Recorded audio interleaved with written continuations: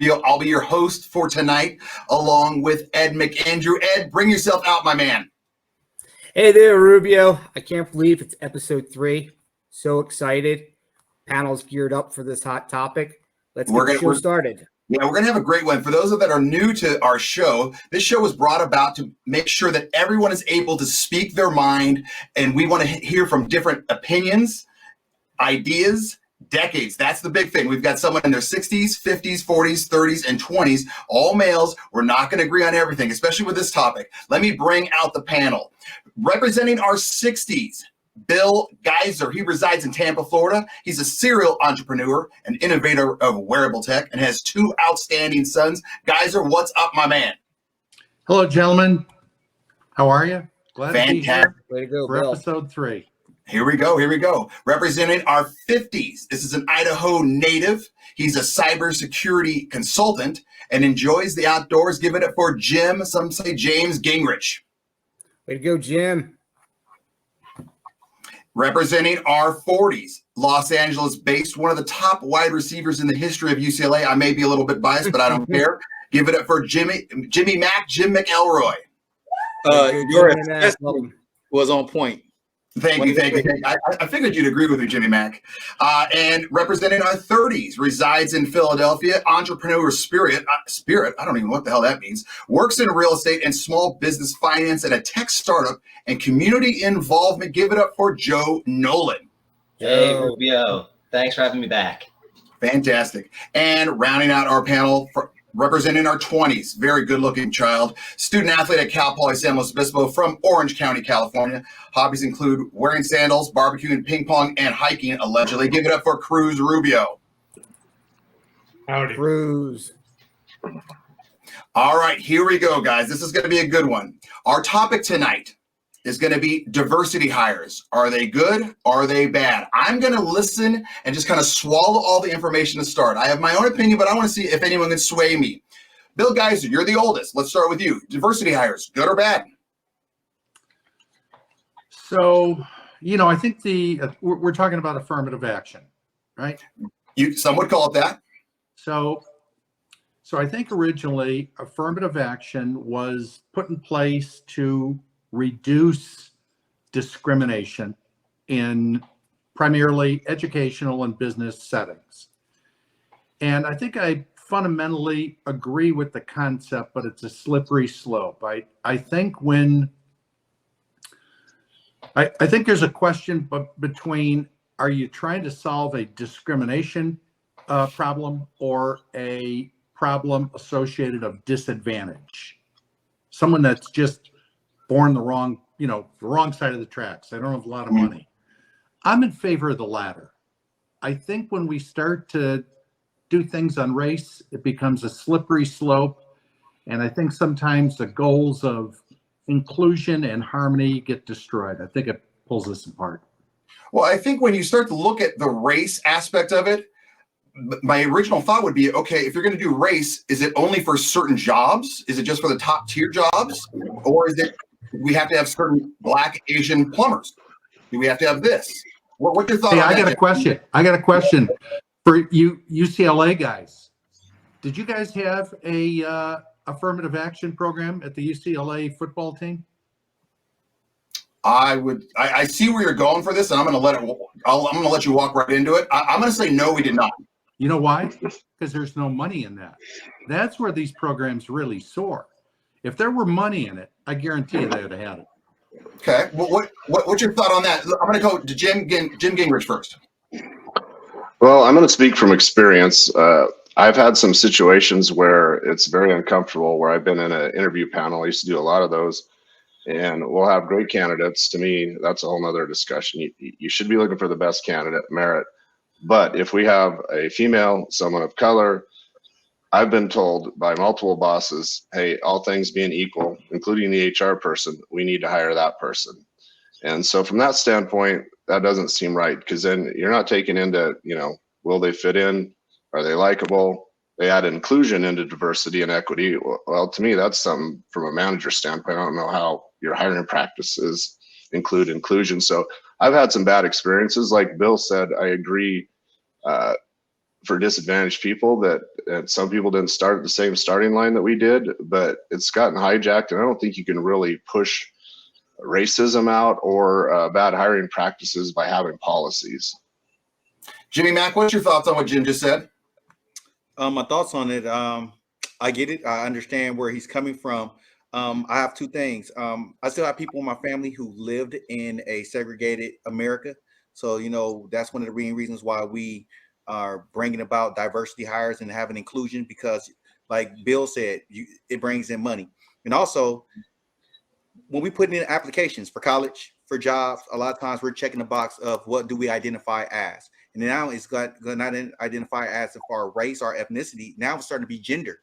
So now you got to add that into the equation as well. What does a person identify in with their gender? So we acknowledge that there is a problem. That's why we want people marking these boxes. But what exactly are we doing? Are we putting a Band-Aid on it, or are we fixing it? Like Bill said, it's a slippery slope, and like James said, being on these panels, having the hiring, I'm quite sure they're beating their heads trying to figure out what's the right percentage of diversity that we need, and what is it that we're just hiring the best person. So it's a catch-22 without a doubt. I'm going to get to Joe and I'm going to get to Cruz, but what you just said right there, what you identify as, I think that's beyond a slippery slope of wet marble going downhill with a banana peel on the bottom of your feet, because you become an issue. I saw a tweet yesterday from NPR where the lady who won the Best Actress she's the first ever person that identified as an Asian. I don't understand that. So she was Asian, wasn't she? No, she wasn't Asian.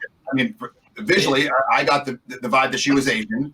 But the whole identity it's because thing, there was an actress in the 20s who was Asian, but hid that and pretended to be white so she could work in Hollywood.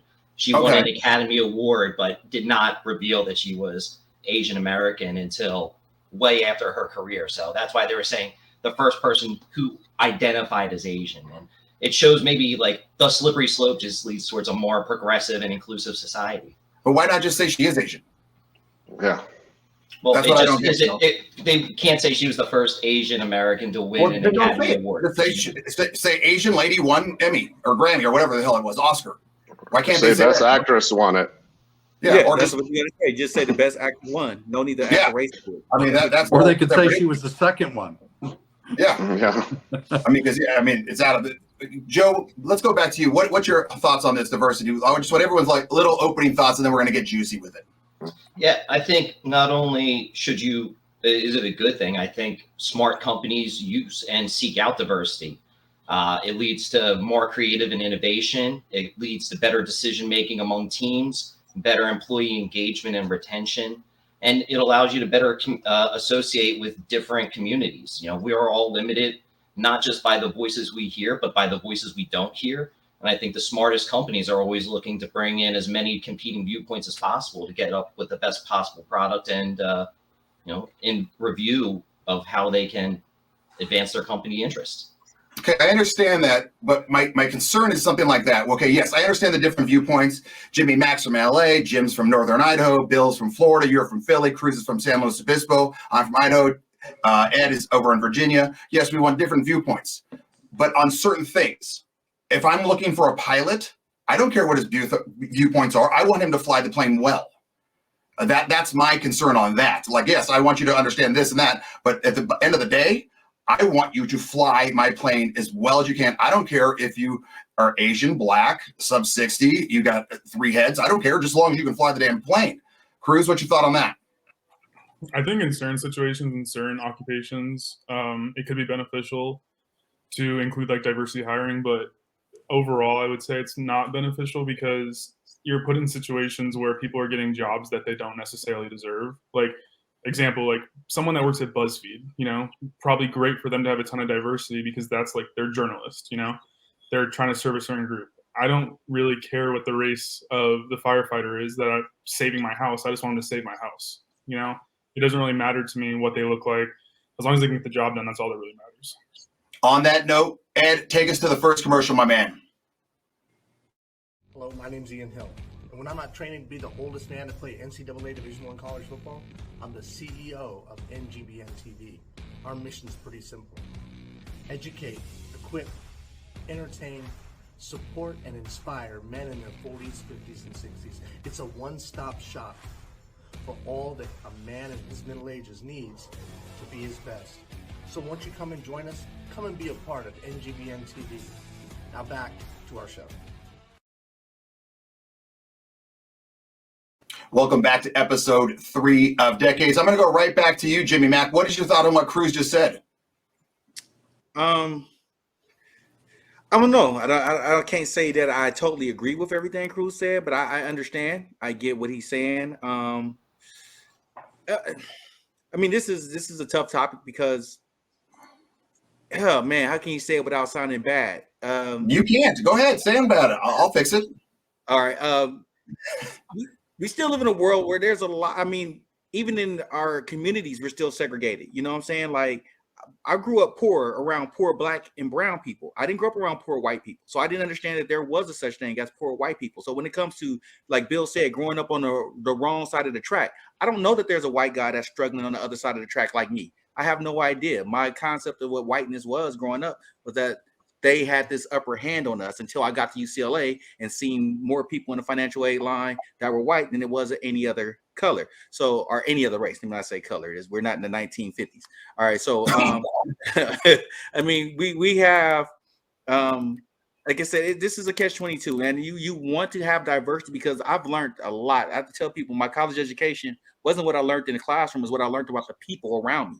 And understanding those type of people and getting to understand that, it changed my mind drastically. That was the best education I've ever gotten. So if we can get more people to come together, we'll understand that we have way more things in common than we do not in common. But we get put in these situations because of politics and economics and things like that. Jim, I saw you raise your hand because I know you were the poor white kid. So go ahead on that. Well, I want to say that the great thing about this show is, I get a perspective from Jimmy Mack. For instance, he talked about college on one of them, how that's how he grew up and met people and, learned responsibility. Whereas we grew up, farm community, started working at 12 or 13.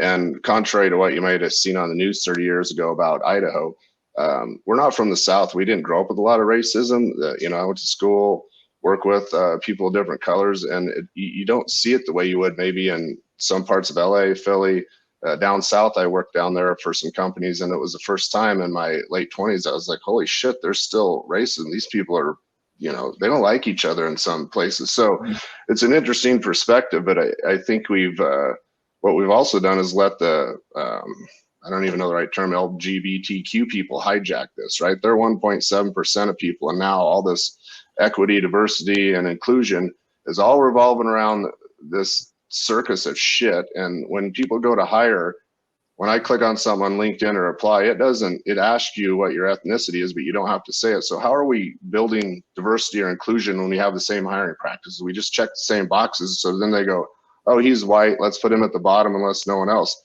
They haven't really changed how they do that. So I don't know how they're fixing it to any degree.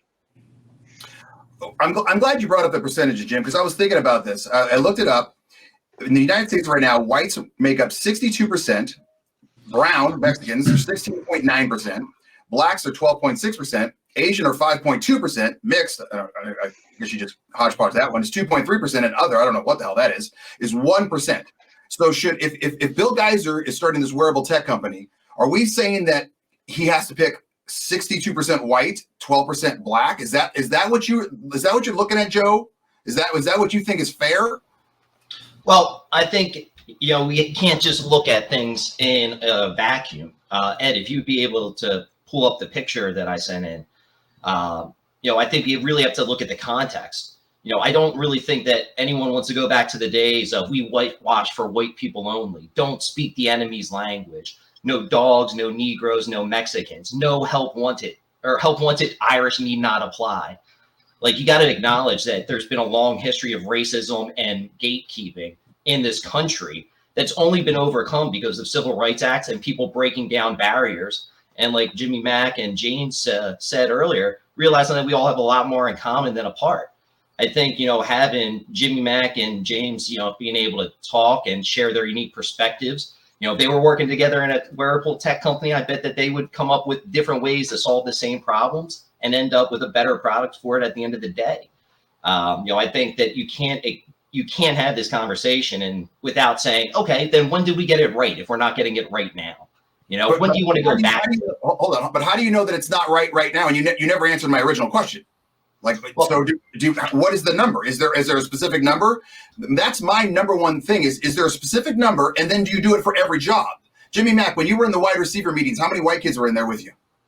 Hey, man, I had some great wide receiver teammates. Danny Farmer, Brad Milby. See my point? That's where okay, if you're going to do it, does it have to do it for everything? That's what I'm asking, Joe. Like, are we going by? Yeah, I think that's a fair question. I just don't really I run my own business. I'm co-managing member of a real estate syndication company. I'm the director for a fintech company running our small business team, and I'm president of Young Involved Philadelphia, which is a nonpartisan civic group. All day, I'm working with people that are very diverse and have a lot of different ideas. But there's never been a time where someone's told me you need to pick someone who's diverse, right? There's no government mandate. There's no ironclad boots coming down on me if we hire a white man. So, is there more incentive for me to, hire someone who's minority? Not that I know of. I want to be a successful businessman, though. So I seek out diversity of opinions, diversity of backgrounds, and diversity of experiences. But I think that, if there's ways to encourage more connectivity, that makes us a better society, not just a better country or a company. Okay, we're going to cut to commercial right now, but Bill, guys, I'm coming right to you because you have the most business experience out of all of us combined. Ed, take us to commercial, my main man. Hi, my name is Harvey Laguerre, host of Men of the Prize, here on NGBN. On this show, Black men discuss our unique struggles, what we've gone through to become the men that we are today, and we do it in a safe space. So if you want to see Black men discussing our unique issues, give us a try. And if you want to tell us about your unique struggles, get on here and tell us all about it. Talking is the key. My name is Harvey, and you are the man, and you are the prize. Now back to the show. So, Bill, guys, what's your thoughts on what Joe just said? I mean, you've done more business and started business and had businesses than anyone. Do you feel like it is a push now to, hey, there's two people that are perfect. You got one Mexican, one white, and you might want to lean into that Mexican a little bit more? In my career, I've never used diversity as a goal in hiring a person. I've had a job spec. I think about what the job is to be done. Usually the businesses were businesses I funded or I had raised some capital to grow. You're under intense pressure to succeed, and the odds of success are tiny. Most startups fail. So I'm looking for the best and the brightest. That's it. I don't care if they're white, they're black, they're green, they're yellow, they're orange, they're pink, they're gay, they're straight. I could give a shit about that. I want the best person for the job in every part of the company. And that's the only way you're ever going to succeed. Cruz, would you want to work for Bill Geiser? Yeah, I'd be down. Sounds like a good What's your thoughts on this? Because I mean, you're the young one, so you're probably hearing the most quote unquote wokeness of it all. Yeah, I mean, being a college student, you kind of get you kind of see a ton of it, especially in classrooms and everything. But I think in certain aspects of like college, I mean, obviously there's a lot of things going on with the admissions process, using race as a potentially in a leeway to get more students accepted into universities and diversity. But I think diversity in universities could be super beneficial, but at the same time, you have to prioritize the best students. And I know I'm kind of jumping around here, but I think, especially at the university level, bringing in the best students and continuing like a high level of education, especially at a school like mine, where we're a big engineering and agriculture school, you're going to get a lot of white kids. That's just the way it is, and it's unfortunate that not a lot of black kids get accepted into here, but it's just the way it is because it's a primarily engineering school and there's not a lot of black people in engineering, unfortunately. It's just the way it is. And I think that prioritizing the best students first makes the school and workplace, whatever it is, prioritizing the best people for the job makes everything better. Jimmy Mack, do you think that this ever backfires? Like, for instance, when Joey B was picking the next Supreme Court and he said it's going to be a black female. Like, in my opinion right there, it was like, okay, so you're just picking the best black female, but that's not the best candidate. Do you think that backfires sometimes when they do stuff like that? It backfires. Big example, University of Texas. They They had a white lady who was, or white student, a potential white student who was mad that they had allocated 100 spots for African American students. And she was like, oh, that's taking away an opportunity. But you have to think about the freshman class coming in. It's probably going to be thousands. You're giving 100 spots to African Americans. The thing that she failed to realize was that she didn't even qualify to get into the University of Texas. That means that the 100 Black people that they had to get had to outdo thousands of Black people that had applied, that they're going to give them that spot. So it backfired. So imagine this lady going out in the world. I didn't get in the University of Texas because they gave that spot to a Black person. She can feed that poison to other people saying, oh, they reverse discriminate against me because I'm white and they want to add Black people. So this can become a thing that backfires in society, where you're creating a whole different batch of racism or racist people on both sides of the aisle moving forward, because that person's going to be discriminated, feel they're discriminated against, and then they're going to discriminate against somebody else, and this terrible cycle is going to keep going on and on and on. So yes, I think it backfires quite a bit, but once again, like I said, we have to check boxes to say who we are and what we are when we're applying to certain things. So we're set it up to be that way. I think it almost backfires to both sides, though. It backfires against the Blacks and the whites. Bill, guys, you had your hand up. Yeah, I mentioned the concept of discrimination versus disadvantage before. I read an article. It was actually from Stanford Magazine. It's probably 15, 20 years old, but I think the point it made was pretty valid. It said evidence show that when you've got racial preferences in your selection process for schools, it primarily benefits minority applicants from middle to upper income brackets, not the inner city kids who, just because they're born in the wrong zip code, never get a chance in life. Those are the disadvantaged people we ought to be trying to figure out how to help. And year after year, decade after decade, no one does anything about the inner city kids. Nobody. And take a look at Chicago. How many kids are getting killed there every year? And everyone just goes, not my problem. It is our problem. And so I think I think fundamentally, I like the concept of affirmative action, but I think it gets misplaced to make us feel good. It's more virtue signaling as opposed to really solving some tough problems. And that is, what are we going to do for the disadvantaged people in this country? Go ahead, Jim. I agree with that. One of the things that's frustrating, there was a company, I think it's been about 4 years ago, and we used their software in Tillo, and they had a filter based on gender, ethnicity, veteran status, and we used it at a company, I won't say which one, and it literally filtered out good applicants because there was a need to, bring up our diversity. And to me, whenever you put the government in charge of solving something, they usually make it worse, because there is racial tension, there's still racism, there's a lot of issues. However, there's nothing wrong with a meritocracy, right? I mean, like Bill said, you want to hire the best and the brightest. Diversity hires fail. How about Don Lemon or Karine Jean-Pierre? I mean, there's a couple of great examples right there.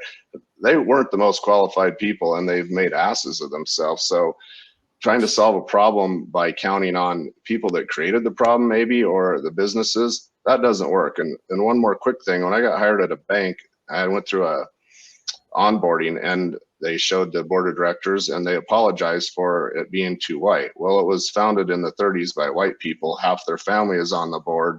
And so they're apologizing they don't have people of color. And it's like, okay, what does that mean to me? I don't really care they said it, but what am I supposed to take out of that? You're apologizing to me, or am I supposed to help you fix this? So to me, it just keeps going down. It doesn't solve anything right now, the way it's being deployed, I guess. Jimmy Mack, if you work in your school and the school board is all white, would that bother you? No, especially if they're Kardashians, because you know how much they love Black men. Yeah, it probably wouldn't bother me at all. So I don't know. I mean, because in our country at the top, for a long time it was white. So a lot of white people have not passed away that were at the top, and they're grooming and hiring other people that kind of fit that mold. And if it works, it works. I mean, you can't be mad at it.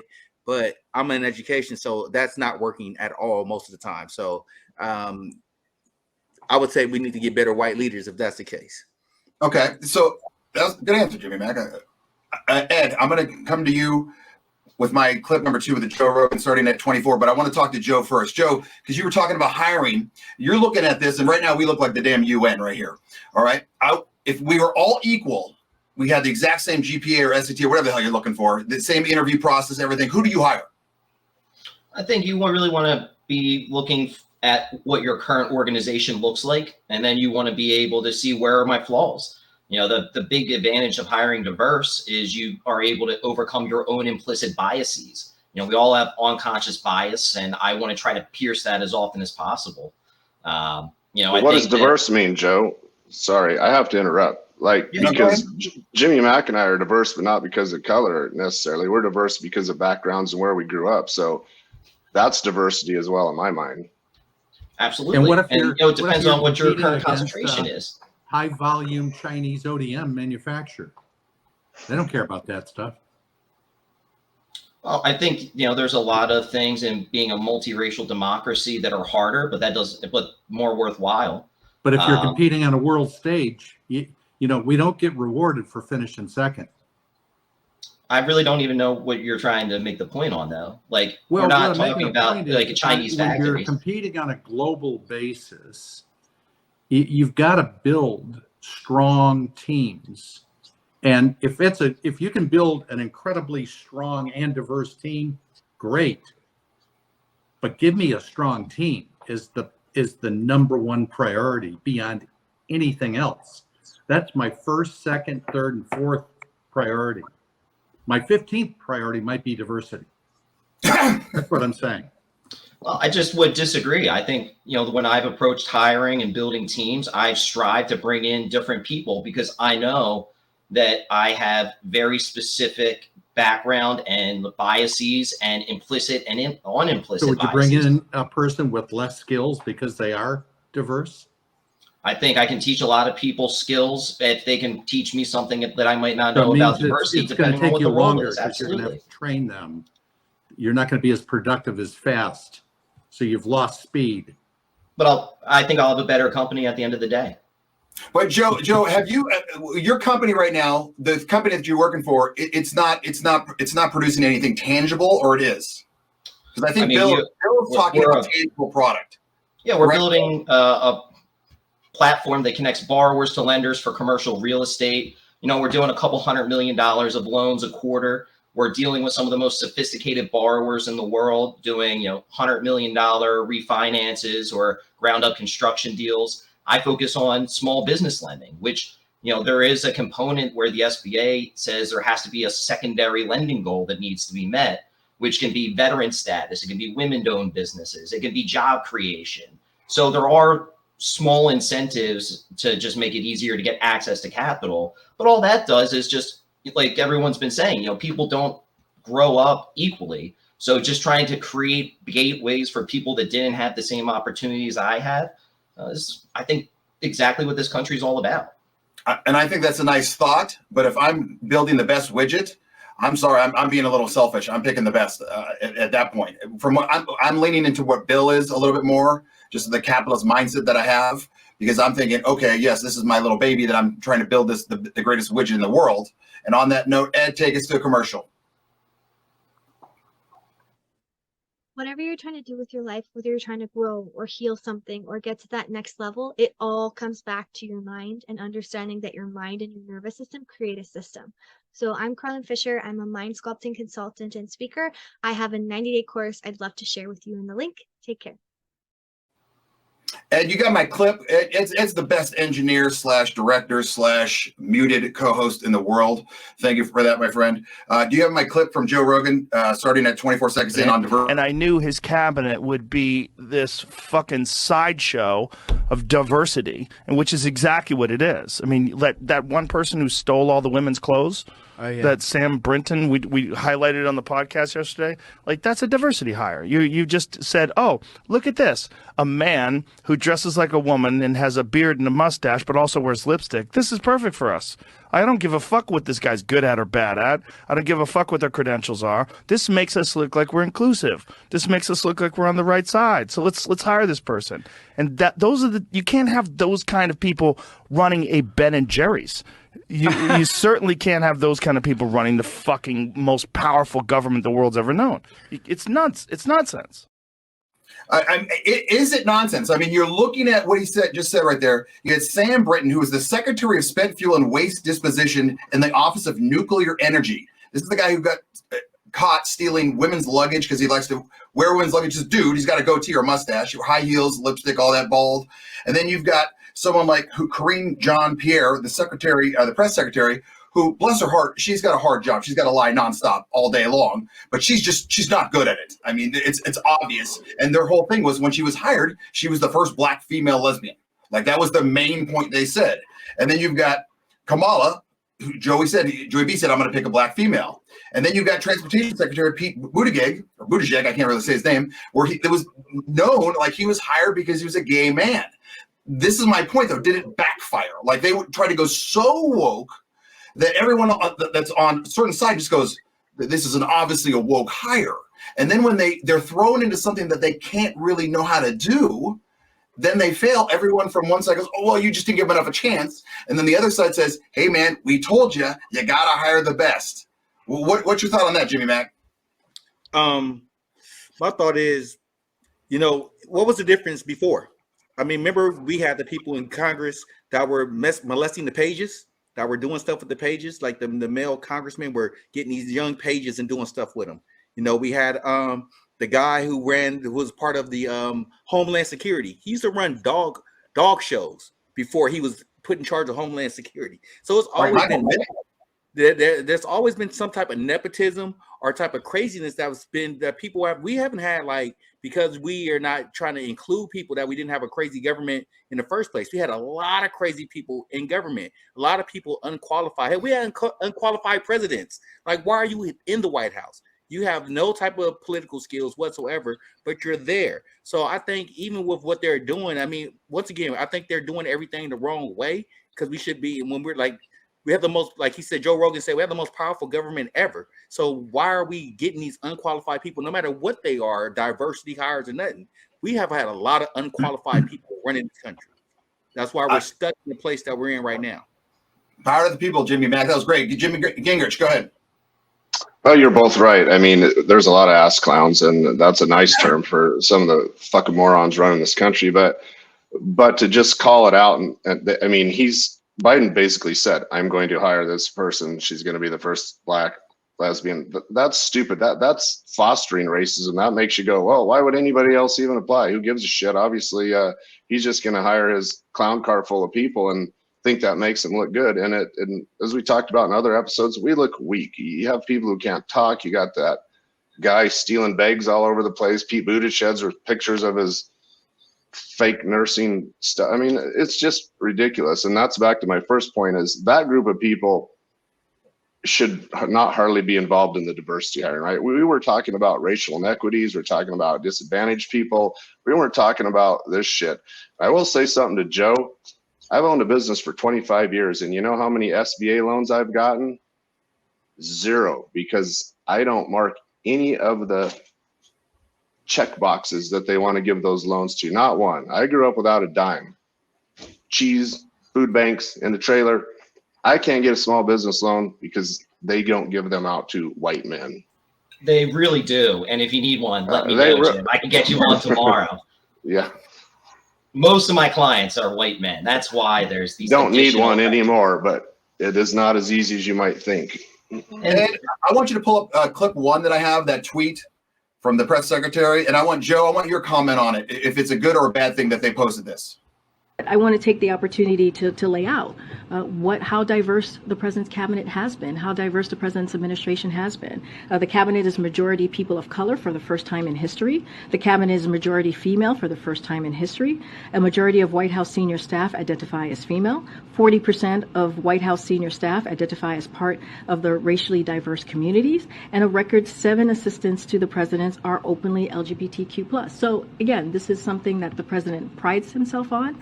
that he actually has taken action to show the diversity of this administration. So, Joe, you look at that and you're like, hell yes, because they said diversity 9 times in that 20-second clip.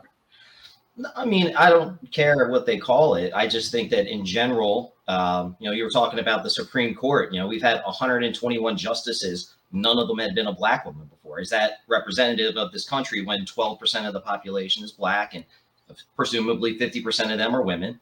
But I also agree, like the beauty of being in the White House and having, access to the federal government is that you have access to all of the top tier candidates. Historically, those have mostly gone to, white men or to people who have connections already in the White House. It's not a meritocracy. It's a lot more of nepotism.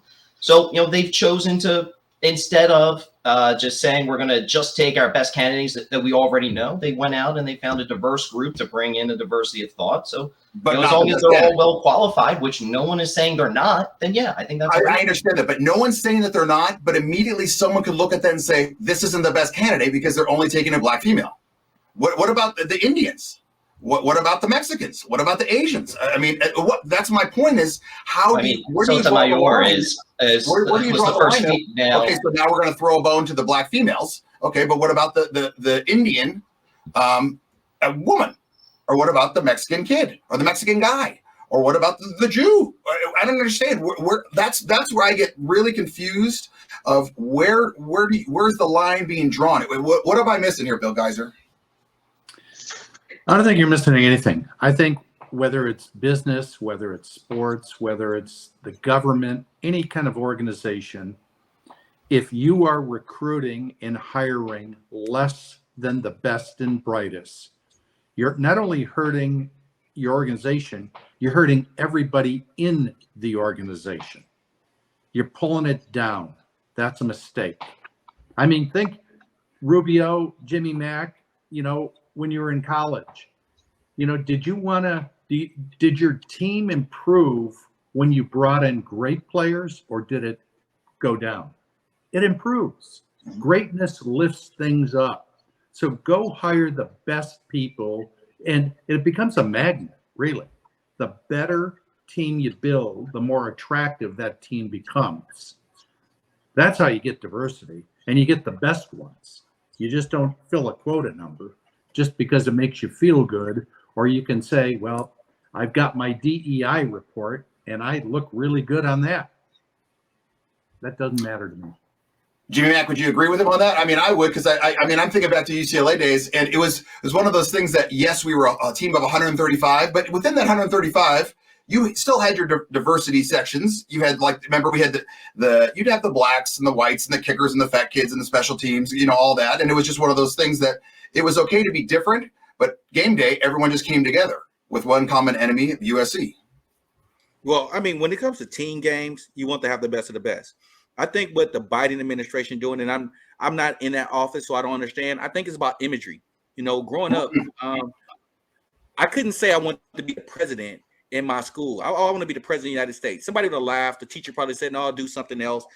Jesse Jackson, the Reverend Jesse Jackson. When I told Jesse Jackson, hey, I'll be a professional football player, he looked at me. Well, of course, I look like a little baby in the 8th grade. He said, you should think of doing something else, but then he gave me an option. You can run for president. This is right after he had ran for president and all that stuff. So it's just the imagery of things. Like, hey, I can be black, Latino, gay, straight, whatever it is. I want to identify myself as a cat. I can still run for the highest part of our country. I think a lot of it is imagery wise. Hey, let's set this image that everybody can strive and achieve to be this. Are they doing it the right way? Maybe not. But once again, it's not like we had this great government where people wasn't messing up in the first place. I just think, I believe that there should be meritocracy, but also the imagery of America should be better. Remember, we're the world leaders. If everybody see us doing diverse things, including people, maybe that rubs off on another country, because in other countries, you can't be openly gay. You'll get killed. In other countries, as a minority, you can be persecuted. We see what's happening in China with the Hmons. So these are certain things that we are showing the rest of the world. You can build a great society, but we have to show the image of it as well. But then we also have to show the best of the best in that image, doing the right things to build a better world. Okay, so Cruz, do we want the best of the best, or do we want the image? Well, I think in certain situations, I mean, obviously, all around you want the best of the best. But like in terms of like politics and like when you're talking about Biden's board and everything, I mean, Jimmy Mack was talking about like, oh, it's all for imagery. I think it's all for votes. I mean, you've got 20-something-year-olds that are going into their first time voting, and they have no problems in the world, so they find problems, and those problems rely amongst diversity. So they're gonna sit there and be like, yes, I'm super stoked about, you know, the Biden board being the most diverse and the most women equality and this and that, and they're gonna love that and they're gonna eat that up. I mean, politicians, above everything else, politicians' main goal are to get reelected. And if Biden needs to make a panel or a board of people that eat their own crap, he's going to do it because voters will like it. So that's really all. I mean, re-election is more important to them than anything else. And that's why they're going to continue to hire whoever they want as long as it looks good. Commercial director Ed, take us right now to our last one.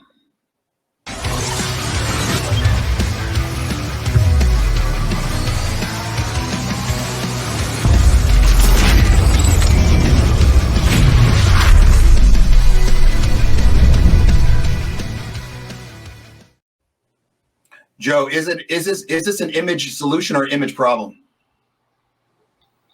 Well, I think when you are being put out as a totem for a group, you end up with much bigger scrutiny, regardless of how well you do at the job. And that's probably more unfair to the people that are put into that role than anything else. I mean, I think if you think about like George W. Bush's Katrina FEMA director, for 20 years before he joined FEMA, he ran an international horse racing circuit. What were his qualifications in a meritocracy to jump from that to leading the federal response for disaster relief? You know, but if it had been Pete Buttigieg that was the FEMA director then, you know, Joe Rogan and Tucker Carlson would be ripping him apart because of his credentials, not with their background, but with how they are perceived. I think this is all perception. So I guess image is important. It is all we're talking about. We haven't said a single thing about any of these people's credentials or actual ability to affect the job or how their actual progress has been. So it is. That was a yeah, but argument, though. I mean, yeah, Joe, you kind of.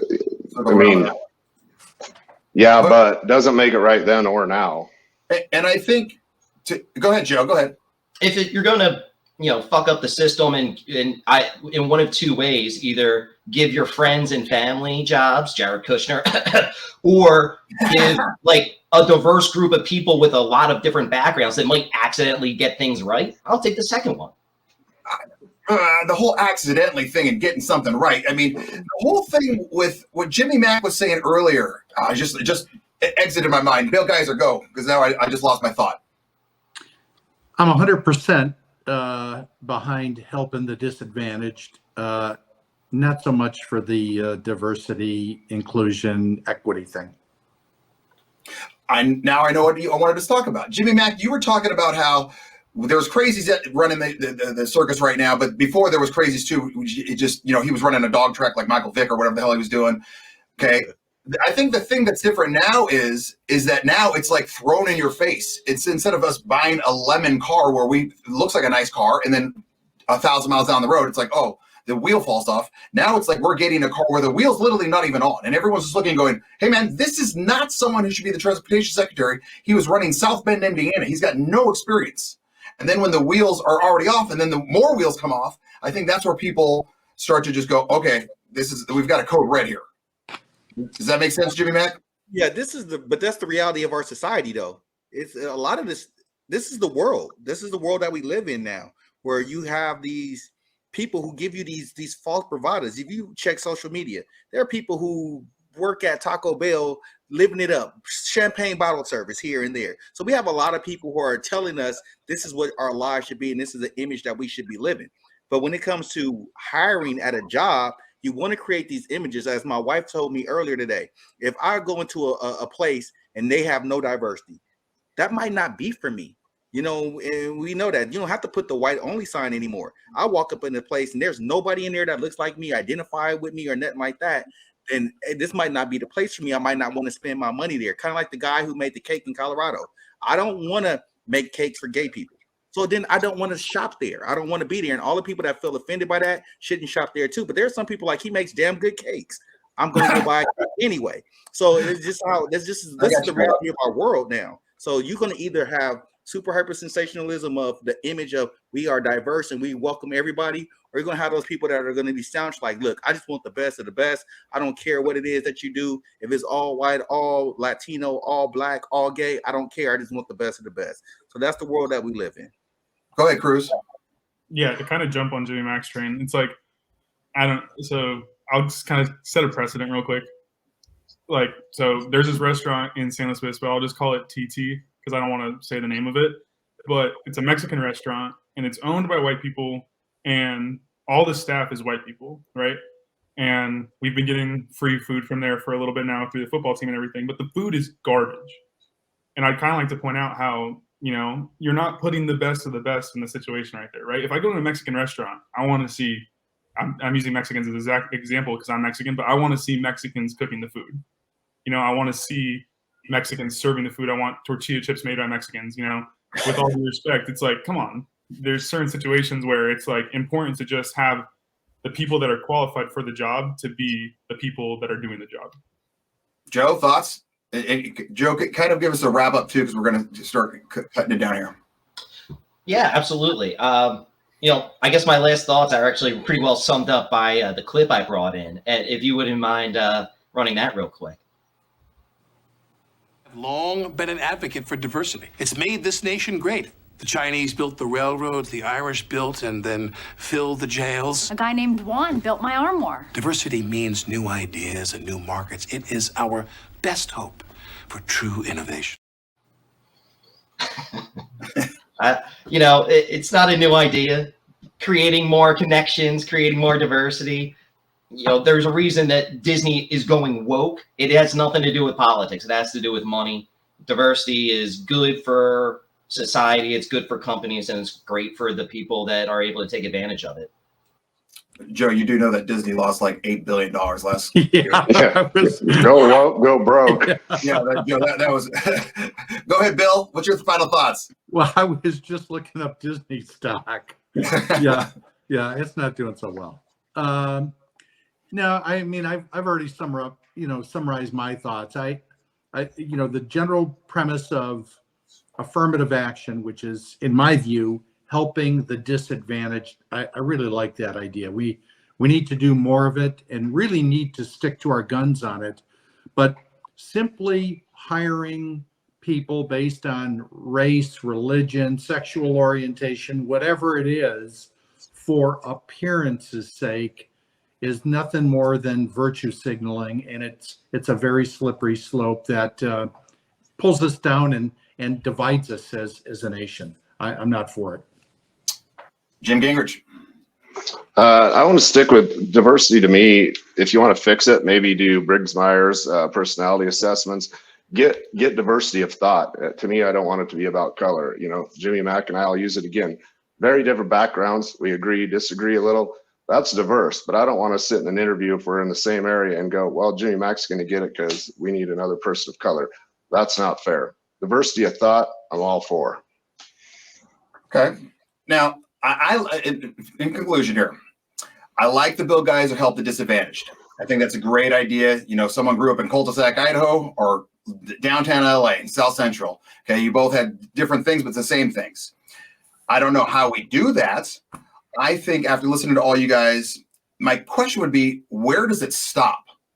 Because if we're going for the most diverse, you got to give it to Ed. I mean, how many people do you see sub-60s out there? You're not seeing a lot of them, so he's got to go to the top of the list. We got to hire Ed. Okay, then you're going to go to me because I've, raised without a dad and I have no hair. I mean, is that where does it stop? That's number two. Is it? And we always only talk about diversity hires for top jobs. You never hear him say, like, okay, what about the guy who pumps the porta potty? Do they all have to be men and women? Do they all have to be half black, half white, half Mexican, half Asian? I think that's a big thing. Construction workers, things like that. And then you always hear the argument about sports as well, a lot with the cultural diversity hires of black head coaches, things like that. But you never hear anything else about like other positions, linebackers, defensive backs, linemen, quarterbacks. Quarterbacks you hear it a little bit, but that's where I think there's just a fine line of, you're either going to dive all the way in, or you kind of just got to trickle it in if you want. But owning a business, I would hire the best. I mean, the best example I always think about is My youngest son almost needed a liver transplant. When the doctors were there, okay, I couldn't care who it was. I just wanted the best. That's all it was. And the best at that point was a female. She looked like she was about 11 years old. And I was like, okay, you're the best. And then they brought in the next best, or the main guy, and he was like a 55 or 65-year-old Armenian guy. Did I say, hey, are you Armenian? I said, no. Are you good with a scalpel? That's all I need to know, Daddy. That's all I cared about. Guys, this went exactly as I thought. You guys did fantastic. Ed, I'm going to let you speak now, my man. Who is the winner? The winner, the panelist of the show tonight is Mr. Jimmy Mack. Ooh! Give it up for Jimmy Mack. Jimmy. Homework assignment for everyone out there. Let's make sure that we continue these conversations. Obviously, we've got 1, 2, 3, 4, 5, 6 of us. We didn't agree. We didn't even come close to agreeing on a lot of the stuff, but we still had the conversation. So please, when you're watching this, think to yourself, because I saw a couple people on LinkedIn already say, I tried this with my family. I just couldn't do it. Show them this clip. Show them Jim. Show them Joe. Show them Jimmy Mack. Show them Cruz. Show them Bill Guys. Show them myself. And even show them Ed. Okay? But let's have a good one. Nah. Cheers to everybody, guys. Cheers. Thanks, everybody. Thanks, everyone. Later, guys. See you guys next week. Be there.